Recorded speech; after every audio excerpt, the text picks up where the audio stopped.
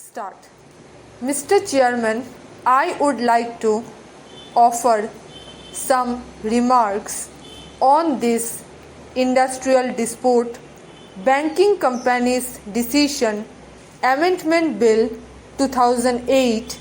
As we all know, in India since 1939, since the commencement of the Second World War, prices of food grains and other articles which are necessary for life are going up and up with such speed that there is no knowing where the prices will stop increasing. The base year 2000 has been taken into consideration for calculating the basic wage and dearness allowance, especially with regard to the bank employees.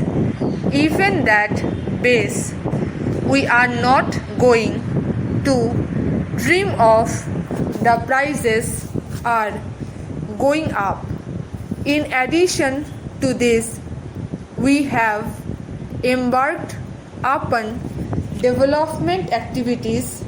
The 8th 5-year plan has been over and we are in the midst of the 9th 5-year plan. We are all certain that a number of 5-year plans will have to be undertaken by government, and with the increasing activities under a planned program and with government resorting to deficit financing, the prices of articles will go up and the inflationary tendencies will be there.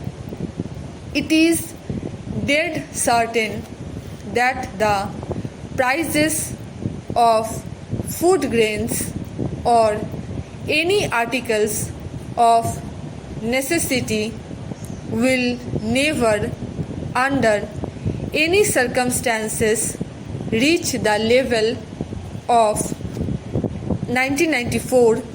I would like to impress, therefore, that this dearness allowance, which is meant to be a temporary allowance for a particular purpose to neutralize the cost of living that has gone up because of the rise in prices, has become almost a permanent feature.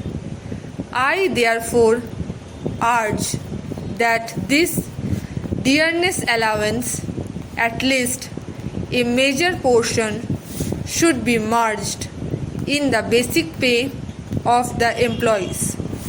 It is not only the employees of the banking concern, but the employees of the state government and the employees of the central government have all along put up this plea that a major portion of the dearness allowance should be merged with the basic pay. By doing that, the employees in the banking concern as well as the employees in other government departments will be benefited to a large extent, and the government are not going to lose anything at present. They will have to pay either in the form of basic pay or basic pay plus dearness allowance, the same amount, but certain benefits that will accrue will be denied. Mr. Justice Desai, in his report, has stated clearly that a rise in prices will have a greater adverse effect on the lower income group working in the banks as well as in other government departments. That is why he has evolved a formula that for a particular class of employees, bank employees, and a certain portion or ratio should be calculated in arriving at the dearness allowance for the category of clerical staff. 1/7 of the basic pay of the bank employees will be raised in the dearness allowance for a rise of every 10 points in the cost of living.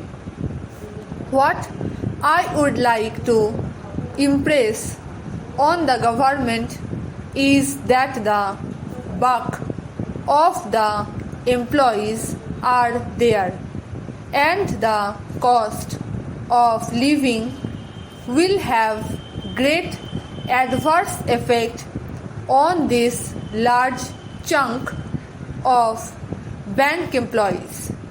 This 1/7 that has been allowed under this formula will not be sufficient to neutralize the rise in prices of necessary articles. This question of amending these particular sections is there, that every rise or fall of 10 points in the cost of living should within 3 months or quarterly allow the banks or the bank employees to get either a rise or fall in the dearness allowance circulated on the basic pay sanctions. I therefore urge, sir, that instead of 1/7, 1/5 of the rise should be allowed. If that is done, a large sections of the bank employees who are getting less than the minimum wage will be benefited. For the second category of the employees, the subordinate staff, 1/10 of the rise is allowed.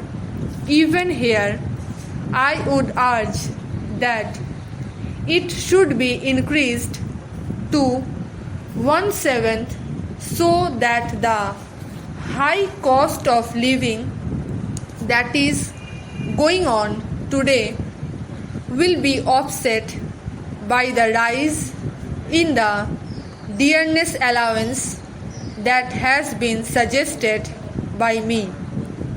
Another point is to be taken into consideration is this: the All India cost of living index is not so perfect and is not so reliable as has been pointed out by the previous speaker on another occasion. The statistical figures that have been supplied to us have been questioned many a time.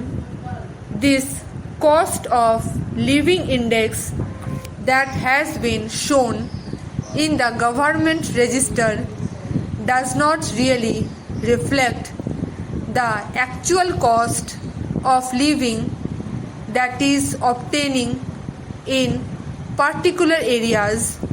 Many a time the cost of living is calculated on the basis of wholesale figures.